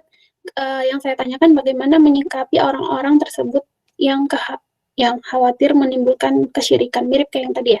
Mungkin kalau kita nggak punya kuasa gitu, kita seperti apa ya, Ustaz? Ya itu dia kan, mencegah kemusyrikan itu ada 3 ya tingkatannya. Yang paling pertama adalah dengan tangan atau kekuasaan. Yang kedua adalah dengan lisan. Dan yang ketiga adalah dengan hati. Walaupun katanya itu selama-lamanya iman. Tapi kalau kita dalam kondisi benar-benar tidak bisa berbuat apa-apa gitu. Sebenarnya saya pernah pergi ke GWK waktu itu ya, waktu sama teman-teman Lensep 46, kita kuliah lapang ke Bali, dan salah tujuannya itu udah ngeliat tuh waktu itu baru jadi bagian-bagian itu udah gede banget gitu, langsung mikir Masya Allah ini udah halal besar banget gitu. Nah satu sisi mungkin karena di situ mayoritasnya adalah Hindu dan itu adalah simbol mereka gitu. Di Bali itu kan berapa? 87% kalau nggak salah ya Hindu. Makanya pemerintahnya mengakomodir hal tersebut. Nah kita yang kondisinya tidak bisa mengubah, seenggak-enggaknya kita mengingatkan diri kita untuk nggak usah ikut-ikutan bangga, nggak usah ikut-ikutan promosi gitu. Indonesia punya tuh patung paling gede ketiga sedunia gitu, nggak usah ikut-ikutan gitu. Dan itu fokus saja pada kelebihan-kelebihan negara kita yang lain.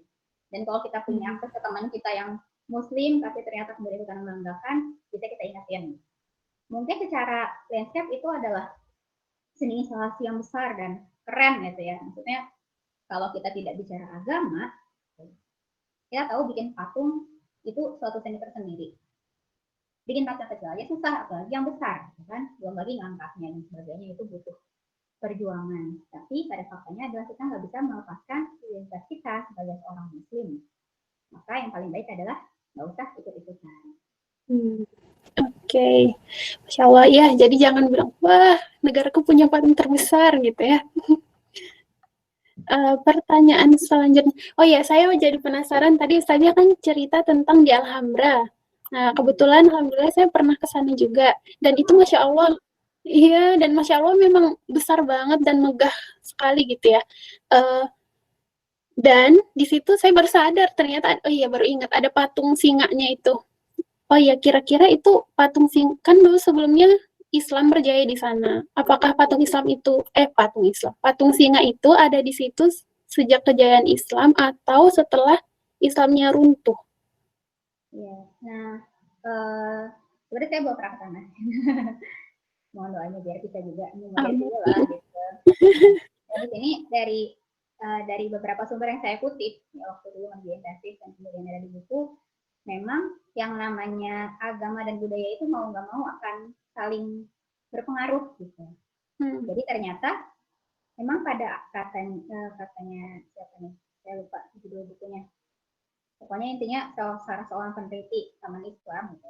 Tapi orang ini orang Barat, beliau bilang bahwa pada periode awal perkembangan sama-sama di masa kejayaan Islam itu memang bentuk kemanusiaan hewan umumnya masih ada karena dia terimbas dari yang sebelumnya gitu, agama apa yang sebelumnya berkembang di situ. Hanya saja ketika kemudian pemahaman tentang Islamnya semakin pasrah, akhirnya bentuk-bentukan itu pun mulai ditinggalkan dan tidak berkembang.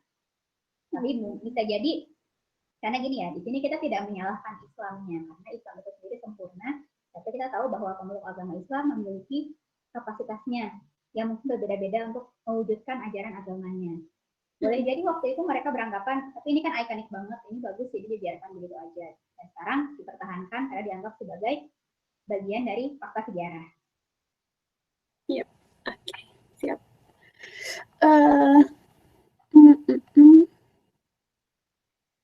Oh iya, masih tentang taman dari Mbak Rani Isnani ya. Izin bertanya, bagaimana jika sebagai arsitek lanskap kemudian ada permintaan klien untuk melanggar syariat, misalnya tolong dong dibuatin ada patung di taman ini gitu. Apakah kita harus menolak?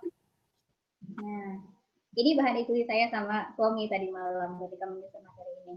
Ya, alhamdulillah saya dipertemukan dengan suami yang beliau lebih paham ya syariat. Jadi materi ini juga banyak sumbangsi beliau untuk kasih tahu ini loh. Sementara saya pribadi belum banyak belajar tentang fikih terutama. Nah, kalau seperti ini kita bisa melihat dulu. Misalnya nih, taman yang dibuat adalah taman skala rumah, dan kemudian ini untuk keperluan beribadah si empunya rumah tanpa dia ngajak-ngajak yang lain. Nah, kalau kayak gitu, kita bisa profesional gitu. Apa dalilnya? Apa landasannya? Kita tahu ketika dulu kaum muslim, kaum Islam mengalahkan orang-orang Yahudi di Khaybar, apakah kemudian mereka dibumi-bumi? Tidak. Apakah kemudian mereka dipaksa meluk agama Islam? Enggak. Gitu.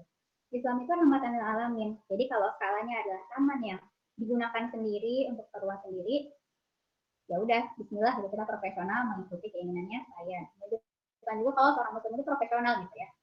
Tapi ketika diminta untuk mendesain di mana itu skalanya adalah umum, nah balik lagi ke kemampuan untuk balik lagi ke tiga hal ya, tiga tingkatan dalam menolak kemusyrikan.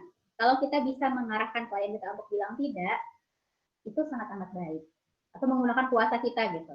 Tapi kalau kita nggak bisa, seminimal-minimalnya adalah mungkin kita posisinya terpaksa untuk mendesain, tapi hati kita harus menolak gitu. Jangan sampai hati kita juga ikutan, ini bikinan gue keren banget gitu. Kayak gitu. Dan bahkan pada faktanya saya banyak berbicara dengan teman-teman baik itu seangkatan, kakak kelas ataupun adik kelas yang sekarang berprofesi menjadi arsitek tangkap gitu. Alhamdulillahnya memang sebagian besar teman-teman udah berhati-hati. Dan bahkan teman saya di Bandung, kayaknya hadir di sini ada Ina. Dia cerita bahwa alhamdulillah di Bandung mendapatkan tempat kerja yang sangat amat memperhatikan kaidah-kaidah seperti ini gitu. Jadi alhamdulillah dimudahkan dengan bosnya memegang prinsip Islam yang teguh. Jadi kalau misalnya ada permintaan bikin satu atau sebagainya, bisa mungkin diarahkan untuk tidak kejadian seperti itu. Baik, terima kasih. Itu tadi ya cara seni menolak seni menolak. Ini tadi ada yang kelewat. Oh iya, Nah, Dwi Ayu ya. oh iya, maaf saya pilih yang tentang taman dulu biar satu tema. Oh, iya. Oke, boleh. Oke deh, sekarang kita masuk ke yang taman-taman kau gitu ya. Enggak, masih yang taman ada satu lagi. Apakah di Indonesia sendiri yang sudah menerapkan atau mulai menerapkan taman Islami dan menjadi wisata umum? Nah, sebenarnya gini, taman Islam itu kan adalah suatu, saya lebih bilangnya lebih kayak konsep pemikiran ya. Jadi dia bukan suatu konsep yang, dia tidak menjadi konsep yang kemudian bentukannya semuanya persis sama seperti ini. Jadi dia kelasnya tuh beda gitu sama taman Bali, sama taman Jepang, sama taman-taman yang lain yang saya sebutkan di awal. Gitu. Karena ini adalah suatu konsep pemikiran, jadi taman apapun di Indonesia, selama dia tidak melanggar batasan syariat, maka dia dapat dikategorikan sebagai taman Islam, gitu aja gampangnya. Nah, misalnya ada teman-teman yang pengen penelitian nih, tidak juga ini diturunkan dalam bentuk key performance index. Nanti menilai taman ini karena dia begini-begini berarti dia oke, taman Islam. Nah, kalau yang ini karena bukan berarti bukan. Saya pernah nemu jurnal yang mengaplikasikan, gitu. Alhamdulillah waktu itu men-cite dan mengaplikasikan pada contoh taman di Surabaya. Jadi dia mengevaluasi taman ini yang udah sesuai dengan prinsip Islam apa, yang belum sesuai itu apa. Bisa jadi topik penelitian juga ya itu. Mau juga aku neliti, tapi mau keluarin yang itu. Baik, kita ke pertanyaan selanjutnya. Oke, mungkin tentang berkebun deh. Ini ya, yang tadi dari Dwi Ayu. Dwi Ayu ini adik saya. Apakah bisa kita mengkonsep taman Islami di lahan yang sempit, tapi dengan alat-alat yang terbatas? Karena tadi kan disebutkan bahwa taman itu luas gitu ya. Iya, sebelumnya saya mau agak membatasi dulu ya. Kalau batasan syariah itu adalah sesuatu yang harus ada untuk bisa dibilang sebagai taman Islam. Kalau misalnya tidak ada atau terlanggar, maka dia bukan taman Islam. Tapi kemudian yang saya sebutkan tentang inspirasi soulscape, hardscape, kemudian karakter dan sebagainya, itu adalah inspirasinya gitu. Tidak semuanya harus mutlak dibuat. Jadi kalau kita mau membuat sebuah taman Islam di lahan yang terbatas, ya bisa gitu.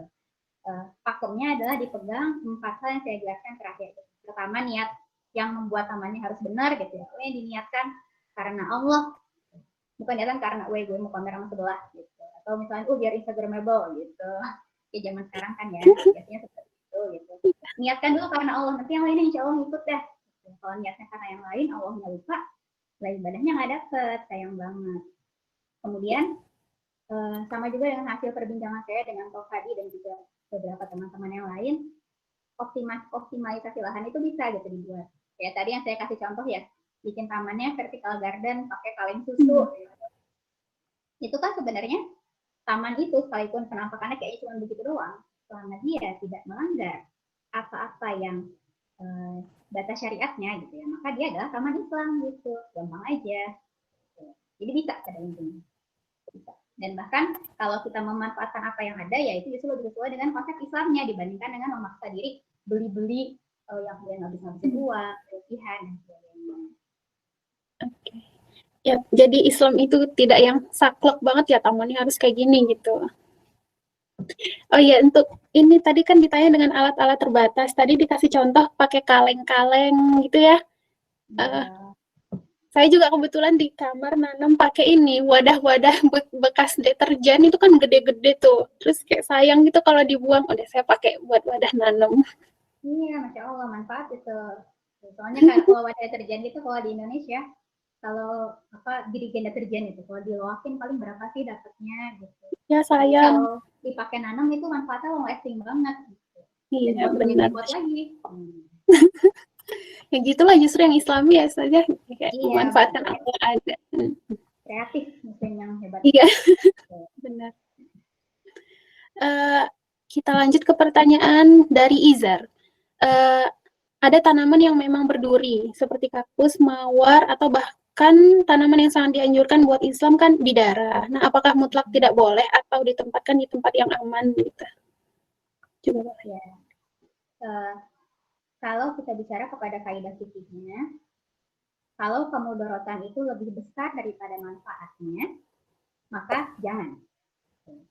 Kayak sumber dalil itu adalah dari dalil diharamkannya khamr. Jadi saya juga baru review ayat ini tadi malam dibantu oleh suami, dijelaskan bahwa ternyata Masya Allah Al-Quran itu juga menyebutkan bahwa khamr itu punya manfaat. Tapi karena kemudorotannya lebih besar, gitu, dia bisa menghilangkan akal, dan menghilangkan akal itu kan berimbas ke banyak hal gitu ya. Kita tahu ceritanya, saya lupa apakah itu bisa berhikmah atau ada hadisnya, ada seorang ahli ibadah yang ditanya, silakan pilih kamu mau ngapain keburukannya, mau minum-minum, mau berzina atau mau membunuh. Jadi yang paling ringan aja deh, minum. Ternyata apa? Minum membuat dia menjadi tidak sadar. Dia sadar, dia berzina. Karena dia berzina, dia takut ketahuan, dia membunuh. Karena itulah khamr diharamkan. Nah, jadi kalau misalnya kemudorotannya lebih besar, jangan. Tapi kalau manfaatnya lebih besar, nggak apa-apa, asal benar-benar dipastikan keamanannya. Gitu. Apalagi ya itu ya bicara anak kecil kan, yang sering main di taman tuh siapa sih sebenarnya kalau punya anak deh? Saya ngalamin pribadi gitu. Saya tinggal di sebelah rumah mertua tamannya besar, yang sering main di sana siapa? Anak-anak saya, anak-anaknya ipar. Makanya kita sebagai orang dewasa yang udah ngeh harus memastikan keamanannya gitu. Jangan sampai ada anak yang naudzubillah misalnya nggak ketahuan, kemudian dia nyemplung ke kolam gitu. Atau misalnya kedusuk duri dan jatuh dan sebagainya. Jadi kalau manfaatnya banyak, nggak apa-apa asal dipastikan keamanannya. Iya, gitu ya. Oh iya, saya juga baru kepikiran. Iya ya, yang paling banyak main di taman itu anak-anak. Kalau misalnya orang dewasa mungkin dia sudah paham. Oh ya, ini berduri, jangan didekati gitu. Kalau anak-anak, Iya. Dulu pas nyusun ini saya belum punya anak, lagi hamil. Sekarang tambah berasa. Iya ya benar. Jadi di buku Taman Islam ini faktor keamanan itu tidak masuk ke batasan syariat, karena mikirnya masih yang ya udah sih gitu. Tapi setelah mengalami sendiri punya anak, kemudian lihat juga begitunya taman di rumah insya Allah aman. Ada aja gitu kejadian yang jatuh, yang kepentok, yang kebetulan apa gitu. Oh ya, keamanan itu harus ya. Bahkan di atasnya manfaat. Gitu. oh iya, keamanan paling. Oke, pertanyaan selanjutnya dari Mas Muhammad Fikri. Apakah tanaman yang dibonsai termasuk pengingkaran sunatullah? Karena kan itu ya, diubah bentuknya. Nah, ini sebenarnya sejujurnya saya nggak tahu bagaimana ininya secara syariat ya, karena itu tuh satu sisi bonsai itu dia udah menjadi seni yang lama banget gitu. Tapi kalau menjawab pertanyaan ini, sebelum sampai pada kesimpulan itu mengingkari sunatullah atau tidak, kita perlu melihat pasti ada penelitiannya yang tentang bonsai. Cuma saya belum pernah baca, makanya saya mau bilang saya nggak tahu. Tapi kalau mau cari tahu jawabannya, coba cari tahu apabila misalnya dalam proses pembonsaian ini tanamannya terganggu ini ya, baik dari fisiologisnya ataupun dari ya segala macamnya lah gitu, sehingga dia jadi tidak sesuai dengan seharusnya. Mungkin orang-orang yang meliti tanaman lebih tahu ya, apakah misalnya dia sakit atau sebagainya gitu, bisa jadi itu mengingkari sunatullah. Tapi kalau misalnya itu dianggap tidak apa-apa, ya mungkin tidak apa-apa gitu. Saya sekarang tidak dalam posisi bisa menjawab, mohon maaf. Ya, mungkin di sini kita bisa sama-sama belajar ya, kita saling-saling mencari tahu kayak gitu. Karena ilmu itu kan luas, jadi bisa aja kita dapat informasi dari siapapun. Gitu. Pertanyaan selanjutnya tentang tanaman masih, apakah tanaman yang harga per tanamannya mahal, jutaan, bahkan ada yang puluhan juta, boleh dipakai di sebuah taman, misalnya untuk home gardening? Apakah ini termasuk mewah dan berlebihan? Ya. Nah, kita balik lagi ke kemampuan si usernya. Kalau emang orangnya ya duitnya tidak berseri gitu misalnya ya, dan kemudian dia sudah melakukan kewajiban-kewajiban yang lain sebagai seorang muslim, misalnya sedekahnya banyak, sebagainya ya, dan emang dia mampu untuk afford itu gitu, mungkin nggak apa-apa. Tapi kalau misalnya memaksakan diri demi mau tamannya cantik, beli tanaman yang daunnya aja misalnya sejuta, ada aja kan tanaman yang mahal kayak gitu. Dulu waktu zaman saya kecil tuh, zamannya Donna Carmen lagi ini banget, lagi booming banget, satu daun doang harganya 25.000. Nah kayak gitu, kalau misalnya itu melebihi kemampuan ekonomi kita dan bahkan nanti banyak mudorotnya, lebih baik jangan. Karena sebenarnya gini, satu sisi orang yang nggak tahu nilai tanaman mau semahal apa kek gitu. Udah sama aja itu pohon gitu kan, sama aja itu semak. Cuma yang tahu misalkan, wow, masya Allah gitu. Dan kita menghindari juga yang tahu dan kemudian berniat buruk. Waktu itu pernah kejadian di rumah orang tua saya, pas bapak baru beli tanaman tuh banyak. Ada yang nyuri itu tanaman di pot-pot. Wah, masya Allah, tanaman juga ada yang mau gitu. Nah, jadi mungkin kalau kembali kepada prinsip Islam yang kita lebih mengutamakan hal-hal yang sifatnya sederhana, mungkin kurang ahsan ya. Tapi balik lagi ke preferensi masing-masing. Intinya tidak memaksakan. Ya. Baik. Oh ya, ternyata tanaman juga ada yang mau ya. Ada banget. Pertanyaannya masih ada nggak ya? Oke, ini yang di chat paling bawah dari Izar. Kalau pohon teh itu aslinya bisa tinggi sebagaimana pohon lainnya, namun pohon teh kan sekarang kecil-kecil di kebunnya. Karena ini menambahkan tentang bonsai tadi ya dari Izar. Kalau pohon teh jadi itu bonsai tidak melulu bonsai yang itu ya. Sampai iya. Sebenarnya gini, kalau kita boleh tarik, manusia itu kan berbeda dengan makhluk hidup yang lain, karena manusia itu dikasih amanah untuk menjadi khalifah di muka bumi. Kemudian yang ininya apa? Kemudian segala sesuatu yang lain itu Allah ciptakan untuk memenuhi kebutuhan manusia. Tapi yang spesial adalah khalifah ini bersama dengan jabatan khalifah ini ada keharusan untuk menjaga alam. Nah, jadi balik lagi, misalnya soal teh nih, ini kan teh ceritanya memang dia dipotong-potong biar ini kan biar produktivitasnya tinggi dan itu juga hasilnya dari situ gitu. Kalau kita bicara hasilnya dari situ, apa bedanya dengan gini? Kalau kita bicara kasihan dong pohon teh dipangkasin mulu buat bikin teh.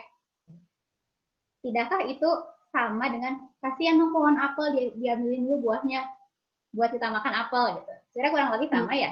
Jadi yang paling penting adalah di sini kita sebagai manusia mengambil manfaatnya, tapi jangan sampai kita menjauhi tanamannya gitu. Misalnya, pohon teh dipotong aja terus, tapi disiram enggak, ditutup enggak, benar dia mati dengan cepat. Gitu. Jadi seperti itu ya. Iya. Baik, terima kasih Izar buat tambahannya. Dan ya itu ya yang membedakan manusia dengan makhluk lainnya. Dan Allah ciptakan sebagai khalifah diberi akal gitu ya, supaya kita bisa berpikir gimana nih gitu. Oke, sepertinya pertanyaan sudah habis. Ini saya penasaran, tadi kan salah satu elemen di surga disebutkan seperti bantal, permadani. Nah, itu kira-kira cara pengaplikasian di taman seperti apa ya? Saya nggak pernah lihat taman, apa ada ya taman ada banyak bantalnya. Mungkin sebenarnya gini, kalau tadi foto saya di swipe itu adalah, ini balik lagi ke lokasi ininya ya, lokasi tamannya. Kalau di Bogor misalnya nih, Bogor kan kota hujan. Kemudian kita bikin taman yang ada ininya ada tempat buat rebahannya, tapi nggak ada penutupnya. Kemudian ada bantal atau dipan-dipannya. Itu kira-kira tepat atau enggak? Kayaknya enggak ya, karena sebentar aja kehujanan gitu. Jadi mungkin kalau kita berkaca pada taman-taman di luar negeri yang curah hujannya lebih rendah, lebih jarang, jadi itu ditemukan. Gitu. Kan enak ya, nyantai-nyantai gitu di taman. Atau kalau kita mungkin kayak gitu-gitu adanya di gazebo, which is gazebo itu adalah bagian dari taman juga. Iya, oke. Baik, sepertinya karena pertanyaan sudah tidak ada lagi, mungkin dari Ustazah Jauh ada closing statement sebelum kita tutup. Iya, sebelumnya mungkin itu ada pertanyaan di bawah tentang hukum menggunakan tanaman GMO. Iya, nggak boleh. Lagi-lagi mohon maaf karena saya belum baca statistik tentang tanaman GMO, saya tidak dalam kapasitas bisa menjawab boleh atau tidak ya, halal atau haram dan sebagainya. Tapi balik lagi ke penjelasan saya tadi, bisa dicari tahu apakah sudah ada keputusannya dari misalnya apakah sudah ada fatwanya dan sebagainya dari yang memang berhak dari kementerian mengeluarkan, dan nanti itu bisa jadi bahan belajar kita sama-sama. Mohon maaf karena belum bisa menjawab. Dan kalau mungkin di antara teman-teman di sini ada yang paham gitu ya tentang hukum GMO, kan di sini kita ada banyak, mungkin ada yang pernah belajar dan mau di-share, mangga silahkan gitu. Tapi mungkin kalau dari kita takut kita salah menghukumi. Iya. Oke, coba ya, masih ada pertanyaan nggak? Nanti takutnya masih ada, saya tunggu deh. 10 detik. 10, 9, 8, 7, 6, 5, 4, 3, 2, 1. Ketok palu, udah habis ya, nggak ada pertanyaan lagi. Baik, silahkan saja untuk closing statement-nya. Ya, closing statement-nya. Ternyata budaya menanam itu sangat amat dekat dengan Islam. Disuruh dalam Al-Quran, ditegaskan dalam hadis, kemudian dipraktekkan oleh para sahabat. Jadi sebagai seorang muslim, kita tahu ya, udah tahu banyak lebihannya tadi disebutkan. Ayo kita mulai menanam. Dan tidak usah mikir susah gitu. Tapi satu sisi, orang muslim yang baik itu adalah orang yang mau belajar. Di sini saya cuma ngasih gambaran umumnya banget. Silahkan teman-teman bertanya kepada teman-teman yang lebih paham, yang memang sudah praktisi bagian menanam, atau paling gampang contohlah di YouTube ada banyak video-video yang mengajarkan bagaimana caranya menanam dan diaplikasikan seperti itu ya. Selamat berkebun untuk semuanya, mudah-mudahan kita dapat nilai ibadahnya dan juga dapat nilai-nilai yang lainnya seperti rekreatifnya atau bahkan bisa menulis kebutuhan pangan dan sebagainya. Amin. Oke, baik. Sekian ya teman-teman materi kita hari ini. Semoga ilmu yang didapatkan bisa jadi berkah buat kita semua, bisa diterapkan di kehidupan sehari-hari. Saya ucapkan jazakillahu khairan buat Ustazah Jannah atas ilmu-ilmunya, dan juga buat teman-teman sekalian, jazakumullah khairan, udah sabar mendengarkan, udah aktif dalam bertanya. Kalau ada yang salah-salah dari saya, ya, saya mohon ampun kepada Allah, dan jika ada yang baik itu semua dari Allah.